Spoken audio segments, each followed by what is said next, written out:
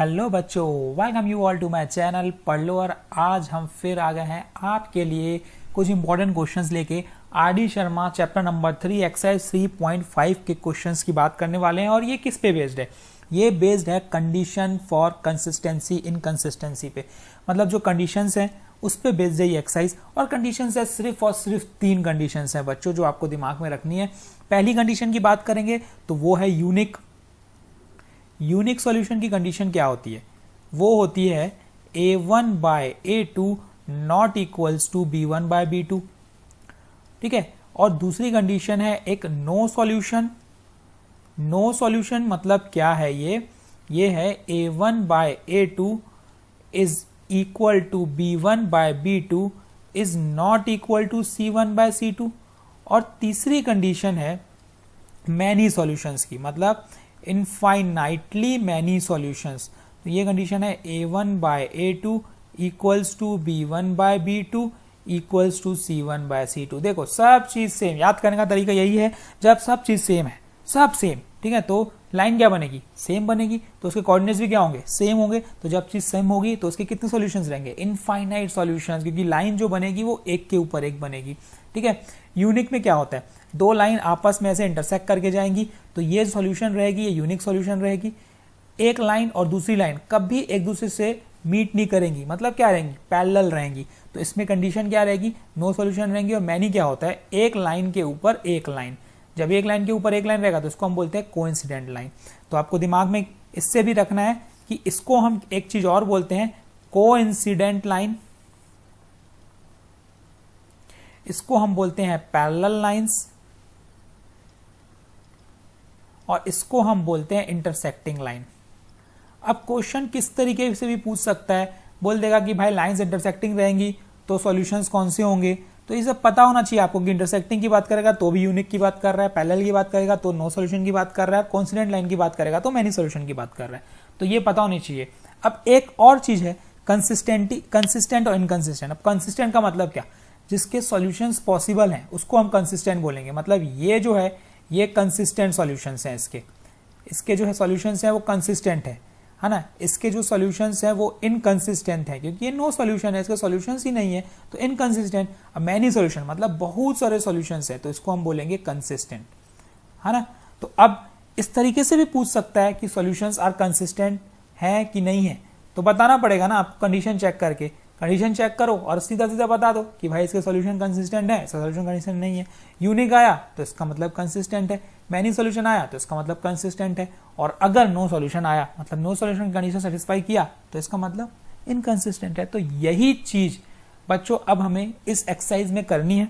तो अब एक्सरसाइज 3.5 का जो इंपॉर्टेंट क्वेश्चंस मुझे लगे कि भाई आपको समझना चाहिए, उससे प्रैक्टिस भी हो जाएगी आपकी, तो वो मैंने आपके लिए लाए हैं। तो चलिए करते हैं हम लोग 1 बाय 1 सबकी प्रैक्टिस। और उससे पहले अगर आप इस चैनल पे नए हैं तो इस चैनल से जल्दी से जुड़ जाइए, इस वीडियो को लाइक कीजिए, शेयर कीजिए और सब्सक्राइब करना बिल्कुल मत भूलिएगा, ताकि आपको आगे के सॉल्यूशंस कंटिन्यूसली मिलते रहे, क्योंकि हम यहाँ पे पूरी प्रैक्टिस करने वाले हैं, बहुत सारे क्वेश्चंस हम देखने वाले हैं। ठीक है, तो चलिए बात करते हैं हम क्वेश्चन नंबर 3 की। क्वेश्चन क्या बोलता है? फाइंड द वैल्यू ऑफ के for which the following system of equation has unique solution. देखो, और दो इक्वेशन दी हुई है हमारे पास, और इस क्वेश्चन में ये बोल रहा है कि सॉल्यूशंस जो हैं, जो इक्वेशंस जो हैं वो यूनिक सॉल्यूशंस है।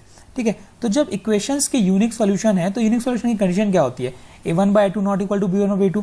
लेकिन उससे भी पहले मुझे ये पता होना चाहिए कि a1 b1 a2 b2 और c1 c2 क्या चीज है। तो मैं यहाँ पे पहले इसको स्टैंडर्ड फॉर्म में लेके आ जाता हूँ। स्टैंडर्ड फॉर्म में लेके आऊंगा तो क्या बनेगा? kx plus 2y minus 5 equal to 0। 5 को इधर ट्रांसफर करेंगे तो, और ये बन जाएगा 3x plus y minus 1 equal to 0। ये मुझे मिल गई actual equation.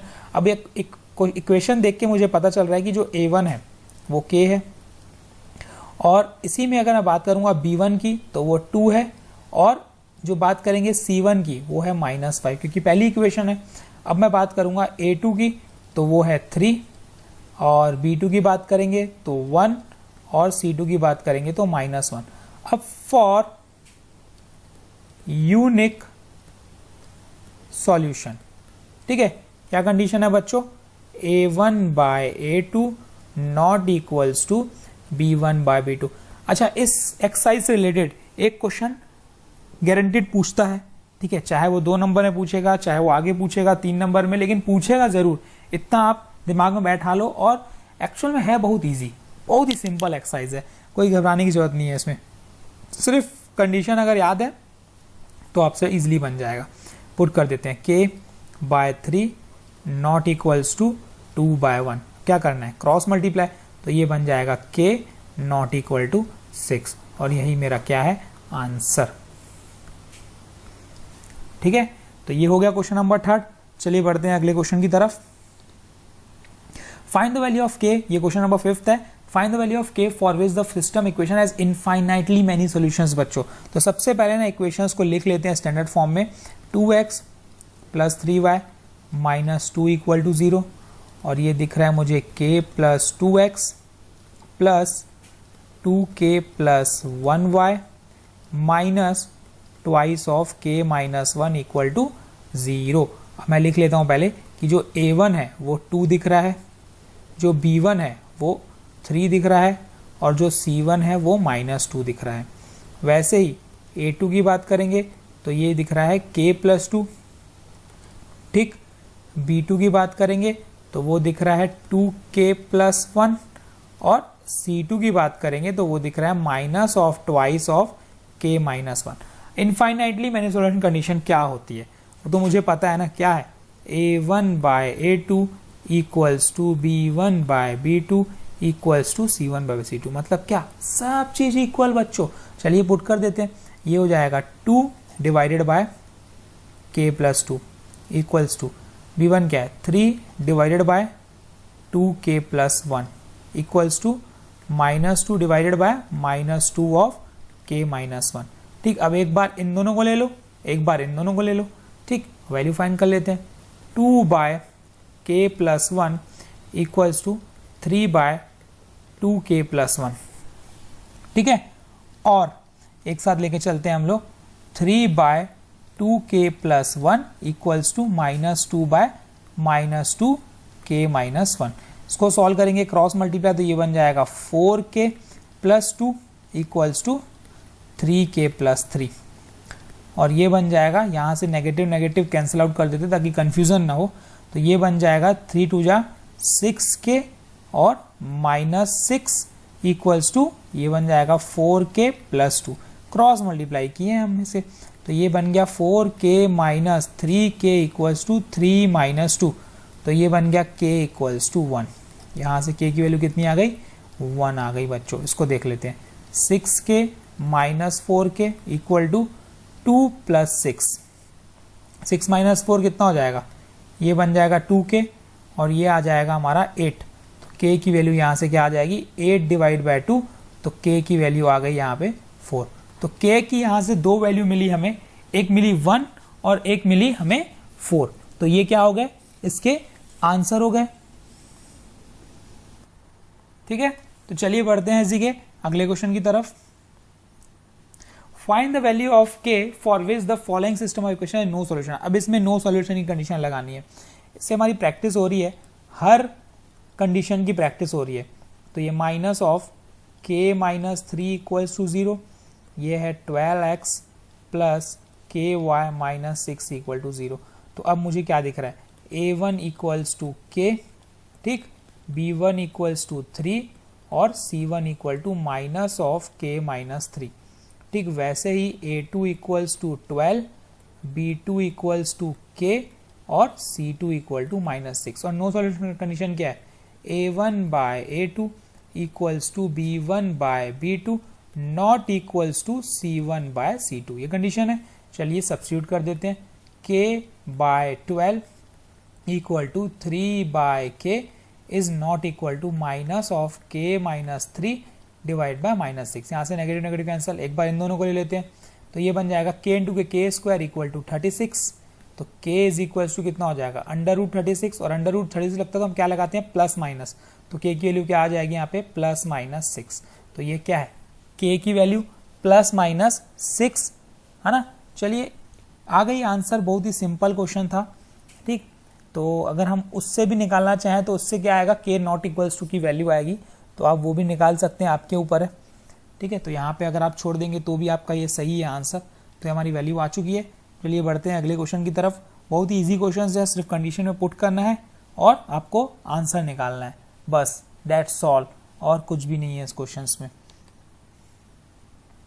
Determine the value of A and B so that the following linear equation infinite many solution. अब ये कुछ डिफरेंट है, इसमें हमें ए और बी की वैल्यू निकालनी है और बोल दिया है कि जो सॉल्यूशंस हैं इस इक्वेशंस के वो क्या है, इनफाइनाइटली मैनी सॉल्यूशंस हैं। तो ए और बी की वैल्यू निकालते हैं। चलो इनफाइनाइट मैनी सॉल्यूशन कंडीशन मुझे पता है, तो सबसे पहले ए वन लिख लेता हूं मैं, 2a - 1 इस तरीके से लिखिएगा सब चीज, स्टेप बाय स्टेप अगर लिखेंगे तो आपको नंबर पूरे मिलेंगे।